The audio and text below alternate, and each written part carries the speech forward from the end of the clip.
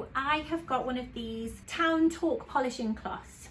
They are brilliant. They're not very expensive and they do a fantastic job if your jewellery, like mine, has gone a little dull or if it started oxidizing. So the oxidization naturally occurs and it starts going a little bit brown, maybe a little bit black.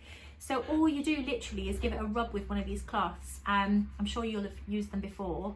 I sometimes forget about them, to be honest, but they are just a brilliant thing to have to hand. If anything's going a little bit discoloured, just give it a rub between your thumb and your forefinger and it is as good as new. So some of these things need rubbing for a little bit longer, but you can see the difference that's made, hopefully. Just giving it a little bit of a sparkle, just like your lights on your Christmas tree. I hope you have a great Christmas and see you soon.